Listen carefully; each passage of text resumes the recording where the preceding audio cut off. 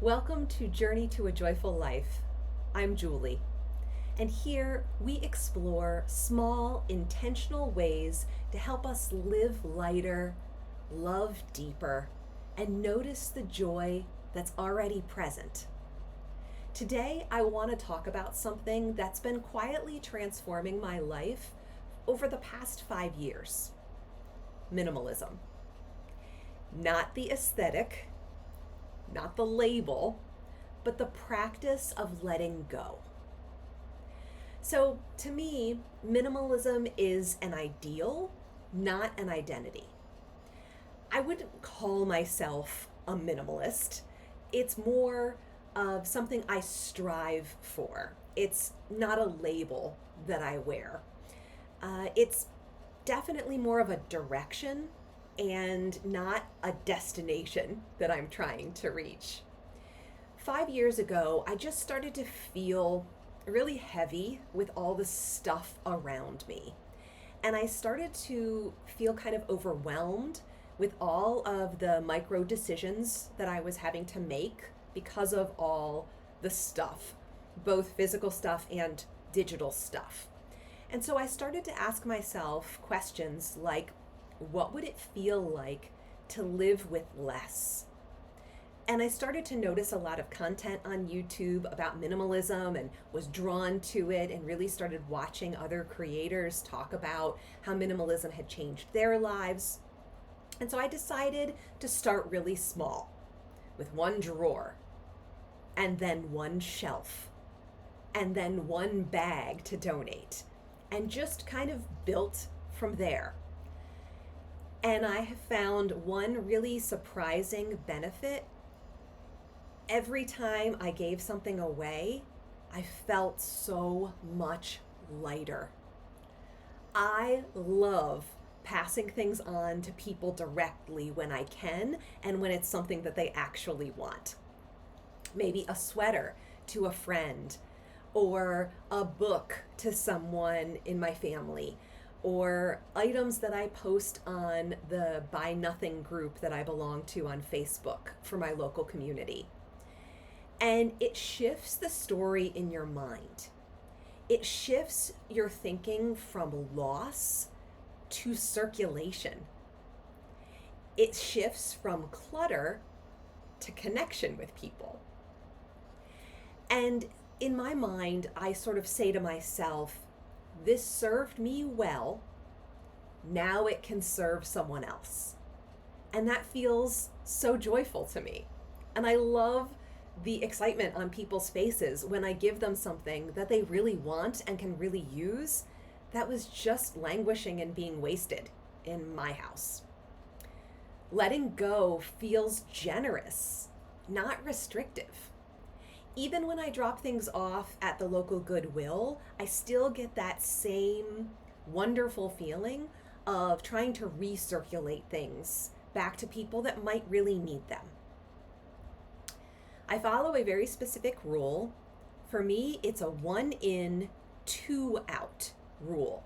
You've probably heard a lot of people talk about the 1 in, 1 out rule, which is great if you're at a stage of maintenance. But I'm still working through getting rid of a lot of things in my life. So I challenge myself, if I bring one thing in, I need to give away or get rid of 2 things that are similar, especially with clothing. And it forces me to be so much more intentional. When I'm out at the store and I have an impulse to buy a sweater, sweaters are one of my weaknesses. I love sweaters. So when I see a really cute sweater, I ask myself, is this sweater worth getting rid of 2 sweaters that I currently own? And it really slows down impulse buying for me, because a lot of times the answer is no. I love the sweaters that I have. I don't have 2 of them that I'm willing to give up. And while that sweater on the rack is really, really cute, it's not worth losing 2 that I love. It makes my closet so much calmer. It has really helped my finances, and it simplifies getting dressed. I don't have as much decision fatigue in my life having to make all of these complex decisions when I have things that I love in my closet. It also reinforces the idea that I don't want more stuff. I want more meaning in my life. So I highly encourage you to give the 1 in, 2 out rule a try if you're like me, still in the process of moving towards more minimalist lifestyles.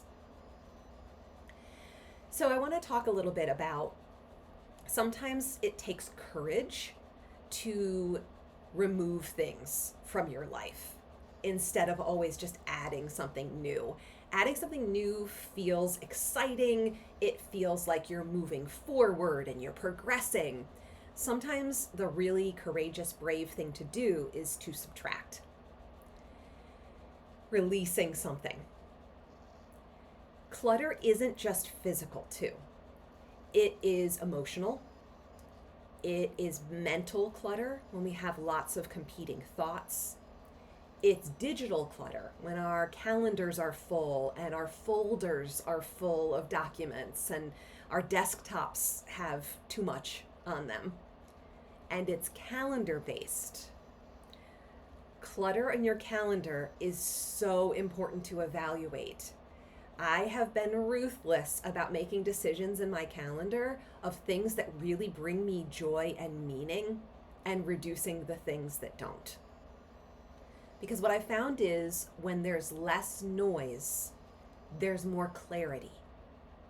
And when I have more clarity, I have more presence in my day-to-day. And when there's more presence in my life, joy has space to breathe. Minimalism for me is about alignment with my personal values. Does this thing support the life that I want to live? Or is it quietly going to weigh me down? Look, I am still imperfect. I still buy things. I still love beautiful things. I still have plenty of sentimental items. This isn't about perfection. It's about awareness. Ask yourself gently, what can I release this week that will make me feel lighter? Look around the room you're in right now. What's one thing you can release that's going to make you feel lighter? I'd love to hear it in the comments. Please go ahead and send us a comment and we can share with each other what's the one thing that we're going to release in the room that's around us right now. Sometimes it's an item of clothing. Sometimes it's a stack of papers.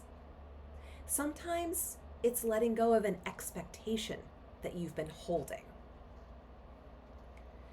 So joy can arrive quietly when you clear space for it. Thanks for being here for this episode in Journey to a Joyful Life. If this video has resonated with you in some way, I'd love to hear about it in the comments. I'd love to hear that one thing in the room you decided to release. Until next time, keep choosing lightness. Keep choosing intention. And keep discovering joy.